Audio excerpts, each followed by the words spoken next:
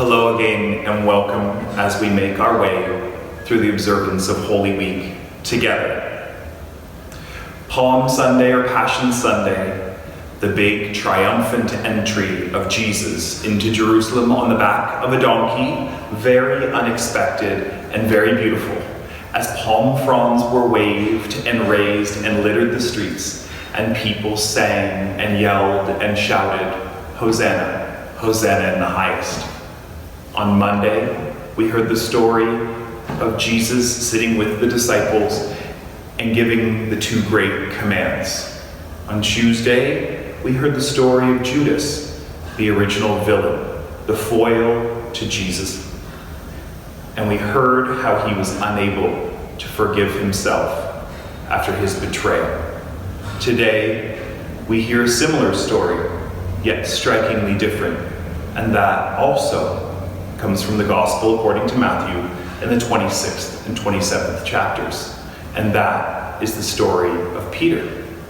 Let us hear it now. Having sung a hymn and walked to the Mount of Olives, Jesus said to the 12, "You will all become deserters because of me this night, for it is written, I will strike the shepherd and the sheep of the flock will be scattered. But after I am raised up, I will still go ahead of you to Galilee." Peter said to him, "Though all become deserters because of you, I will never desert you." Jesus said to him, "Truly I tell you, this very night, before the cock crows, you will deny me 3 times. Peter said to him, Even though I must die with you, I will not deny you." and so said all the disciples. Those who had arrested Jesus took him to Caiaphas the high priest, in whose house the scribes and the elders had gathered. But Peter was following him at a distance, as far as the courtyard of the high priest. And going inside, he sat with the guards in order to see how this would end. Now Peter was sitting outside in the courtyard. A servant girl came to him and said, "You also were with Jesus the Galilean." but he denied it before all of them, saying, "I don't know what you're talking about." When he went out to the porch, another servant girl saw him, and she said to the bystanders, "This man was with Jesus of Nazareth." Again he denied it with an oath. "I do not know the man." After a little while, the bystanders came up and said to Peter, "Certainly you are also one of them, for your accent betrays you." Then he began to curse, and he swore an oath. "I do not know the man." At that moment, the cock crowed. Then Peter remembered what Jesus had said. "Before the cock crows, you will deny me 3 times. And he went out and wept bitterly. On that final night together, their Last Supper, without even knowing it, they decided to leave the hustle and bustle of the city, that upper room, and they headed just outside of the city to the Mount of Olives. Still to this day, those two things exist, Jerusalem here and the Mount there.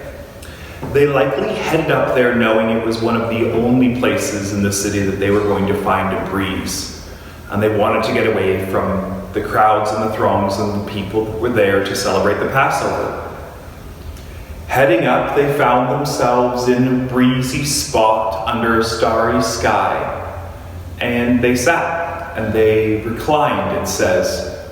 They continued to share stories and ask questions and speak and chat as we all would do around a campfire on a starry night. But around this fire on that starry night, Jesus had more news that likely broke their hearts. He said, "You are going to deny me. You are going to betray me." Peter was the first, we read, to shake his head and say, "No, Jesus, no, there is no way. Even until death, I will never deny you. I am your true disciple." Just like Jesus looked across the table and said to Judas, "My betrayer is here." Just like that, he looks around the circle and says, "My denier is here." And just like the story of Judas, within hours of Jesus' foretelling, it has happened. From foretold to fruition in hours. That's that swing from disciple to denier, from disciple to destroyer. Within hours, Peter has not only denied Jesus, but he has denied him repeatedly. When that cock crows and he makes those connections and it comes crashing down on him like the cornerstone of a temple, he realizes, and it says he wept bitterly, just like Judas. The moment came crashing in around him, he realized what he had done. But history doesn't remember Peter as the original, or in this case, the secondary villain.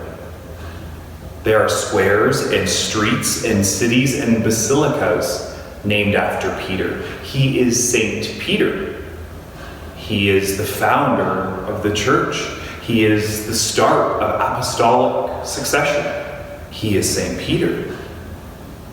Why have we remembered him so differently? It's because Peter made the connection, he wept bitterly, and then he asked for forgiveness and he forgave himself. Fueled by the love and the power that lives within that forgiveness, he went and he served. He lived those two great commands and he offered himself and others forgiveness. He was a powerful, powerful man. He was a force to be reckoned with for good. And he went out and served. So here today, Wednesday of our Holy Week together, that is our call. Knowing what Peter did, how will you serve? How will I serve? What will we do? Will you donate some food to your local food bank? Will you ask your neighbor from a safe distance if they need anything?